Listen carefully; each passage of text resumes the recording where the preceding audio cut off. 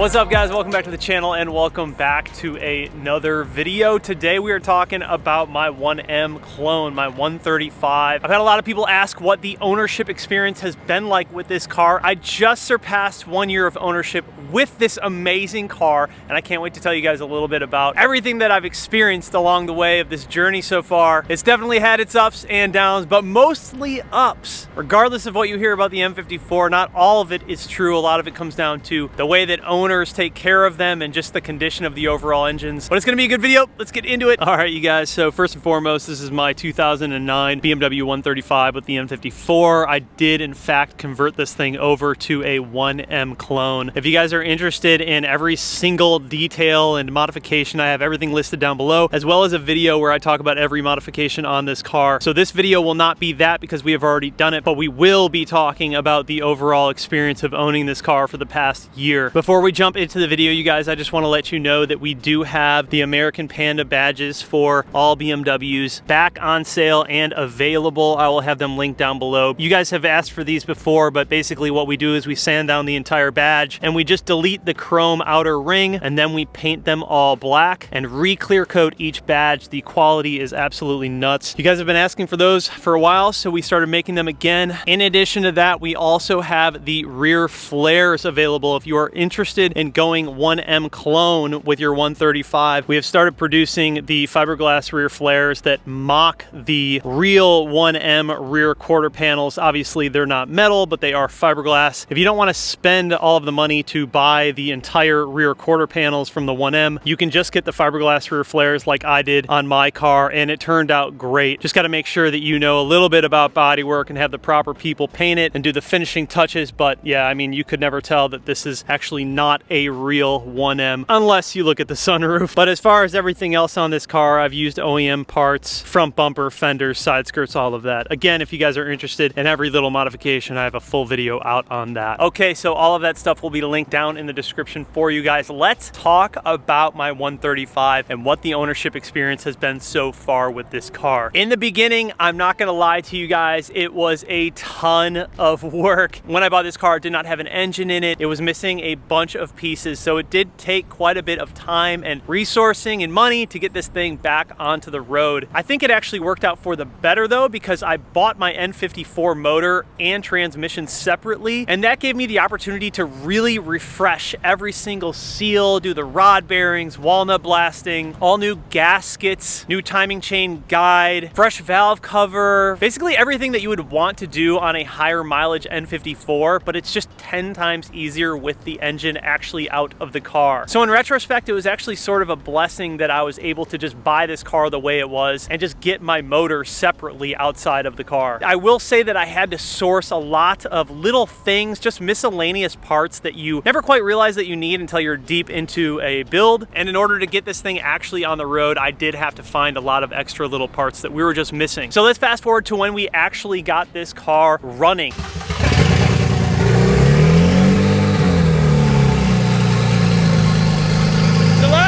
Once I finally got this thing on the road, it was running flawlessly. I did have to do some break-in mileage because I had a brand new clutch in the car, but right within the first month, I had a few things go wrong. One of my Vano solenoids did end up failing, which apparently is a pretty common thing with these cars. However, ever since I've replaced that Vano solenoid, I haven't had any issues. And the other issue that popped up almost immediately, this car is running a bucketless low-pressure fuel pump setup, and some of the wires became entangled. Not really the car's fault or anything to do with reliability. I would say that we just sort of rushed through it and we didn't really think that out. So I did have to pull that back out and fix it. But again, ever since that, I've put thousands of miles onto this motor and the chassis, and it's been absolutely flawless. I've had zero issues. Now, I haven't really touched any of the suspension components yet because I am gonna do some major suspension work to this car, including subframe work, full Öhlins road and track coilover setup, either some Vorschlag or Milway camber plates, and all of the bushings and arms will be touched, whether I go SPL catalog or solid subframe bushings. It's going to be a lot of little things here and there. One of the other little things that failed on this car were the rear sway bar end links. They were just old, the bushings were dry rotted, and so I started getting some clunking in the rear, but that is a pretty easy job, so I just swapped those out, and ever since I've done that, it's been solid. I will say, however, I have learned over the years when it comes to motor mounts and bushings, differential reinforcement plates, different mounts that you can use within the drivetrain, things of that nature, I have learned over the years that there's a good mix between OEM and aftermarket and solid that is just right. On my E36, I sort of went all in and got solid subframe bushings, PowerFlex transmission mounts and motor mounts, and it ended up being just too much. It ended up being overkill for that car. You started getting a lot of vibrations from the drivetrain and the motor, and it was just overkill for the street. So one thing that I learned off of the E36 M3 that I sort of applied on the E92 M3, and I will be applying to this, is to just find that happy medium between refreshing and just giving the car OEM bushings or brand new control arms, and also replacing some of the bushings and some of the mounts with aftermarket. There's a good mixture in there that I think makes up for a perfect symphony of a street car setup, because you can definitely go too far and it just sort of takes away from the driving when you're on the street. And obviously if you're going to go to the track, you kind of want the opposite end of that. You want solid everything and super sturdy motor mounts. It just depends on what the application of the car is, but my cars tend to be more street cars than they are track cars, so it's really just about finding that right mixture of mounts, bushings, and different control arm options. So post refreshment, this motor has about 5,000 miles on it so far. That's really about how many miles I've put on this car in the past year. Now you do have to think this car was in the body shop for a while getting painted. I also have my E92 M3, which gets driven a lot, so this isn't like a daily driven car. It's just more of like my weekend fun car. The original chassis and body has 152,000 miles on it. However, you would never guess that because the whole thing has pretty much been refinished. It looks basically brand new. Everything underneath will get touched in the future once I start addressing all of those bushings and suspension components. But outside of that, ownership experience has been really, really awesome on this car. The 1 Series in general is easily one of my, if not my favorite BMW chassis. As you know, everything these days is massive and heavy, and there's just something to be said about a smaller, nimble, lightweight car like this that is just so much fun to drive. It's like the perfect combination between an E46 and an E92. It's a little bit shorter, a little bit stumpier, but once you go with the 1M route, the 1M clone body route, this thing looks like a freaking bulldog, dude. It is so wide, and I know that camera never does this car quite the justice that it deserves, because in real life, this thing is just so big for how short it is. When you end up going the 1M route, these fenders, front and rear, are the same width as an E90 or E92 M3. So to put that into perspective, when you have a shorter car like this that's as wide as those cars are, it looks extremely wide because of how short the car is. It really just gives this car a mean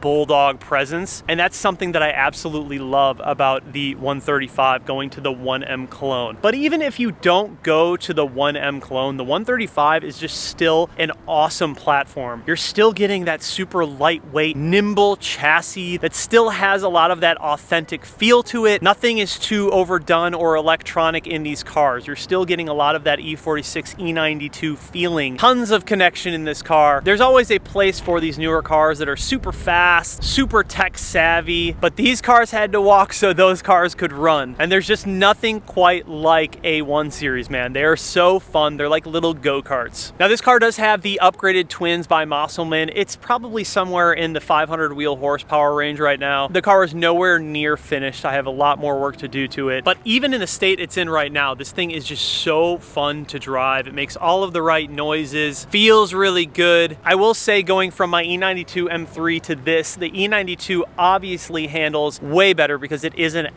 true M car. However, you can do work to these cars. We recently built a friend of mine's 135 over at CES Motorsport, and we did a ton of suspension work to that car. Full SPL TPL catalog, full KW Club Sport coilovers, and that thing handles so good. And all of the subframes in that car are the original 135 subframes. So you don't have to go over to the E9X subframes like a lot of people think you do in order to make these cars handle good, but you will have to spend a little bit of money to make it feel as good as an E9X M3. At the end of the day, these are not M cars, so they do not handle like M cars. They have a lot of slosh to them, a lot of just body roll. You can definitely eliminate some of that with some decent coilovers or springs, but you're just not going to get into that M category until you really start addressing some of the arms, the bushings, the mounts, and things of that nature. But yeah, you guys, I really can't say it enough. Like, the ownership experience of this car has just been so satisfying and so much fun. It's just such a cool and unique build in my opinion, and I really am proud of the way that this one turned out. We literally just wrapped up some of the stuff in the interior. I did convert everything over to black. This car originally had the red inserts on all the door cards. It had the red seats. Unpopular opinion, I was kind of just over the red and I wanted just more of a all black murdered out look, which I just think looks so freaking good, man. Pole positions in this car are just perfect. This is the perfect seat setup for this car. You are locked in, you are engaged when you drive this thing, man. No nav, manual. It is all about driving. This is the driver's spec right here, and I can't get enough of this car, man. I can't get enough of talking about it. I can't get enough of looking at it. I can't get enough of driving it. It just makes me so happy. So if you are on the fence about buying a 135 in general, obviously do your due diligence. You know, the N54s, they can be hit or miss. We're finding a lot of them with higher mileage, and the problem is, you know, when these cars were a little bit cheaper, a lot of people were buying them and just driving them and not really doing the necessary maintenance on them. And just like any older BMW or just car in general, it takes maintenance to keep these cars in good standing order. Any car that is built for driving and fun and power, you are going to have to maintain it. There is no getting around that. Gaskets, seals, mounts, bushings, even old dry rotted hoses and wires, all of that stuff needs to be addressed. Drivetrains, universal flex disc, clutches, it can get costly, but in my opinion, it is 100% worth it. And like I said, I kind of found myself in the perfect opportunity and position with this one because the motor was already out of the car. So I just took the necessary steps to completely refresh everything. So this thing should be set and sound for another 80,000, 100,000 miles without even having to touch anything. Obviously, that's not ideal for everyone. Not everyone is going to want to have to buy a car and then also buy a motor. But even if you don't have the motor out of the car, there's still a lot of things that you can tackle in order to make sure that your engine and your car lasts you much longer. I think N54s just mostly get a bad rep because of some of the people who have previously owned them. And once they become too maintenance cost heavy, they tend to just unload them onto the next person. Because let's be honest, once you start having to replace a lot of those things, it can get expensive. And it is sort of like a snowball effect. One thing will go bad, the next thing goes bad. The same is true if you want to make a lot of power on these engines. Once you start creeping up to the mid 6s, closer to 700s, you are going to have components that are going to start failing. We dyno and tune these cars weekly at CES Motorsport. We've seen it all, and we can pretty much predict what is going to go wrong next on each car that comes in with an N54 that wants to push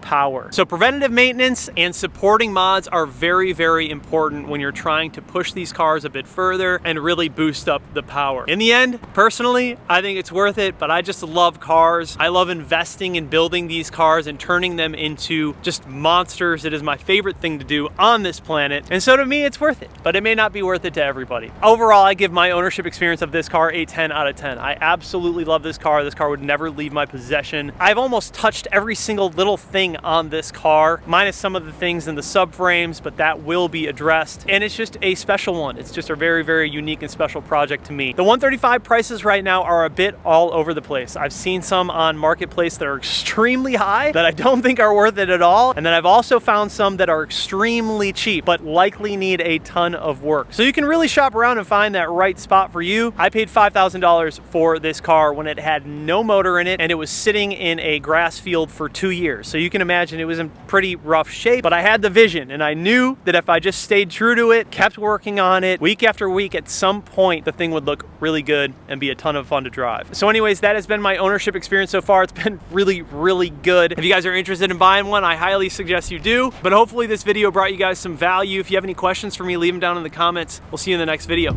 Peace.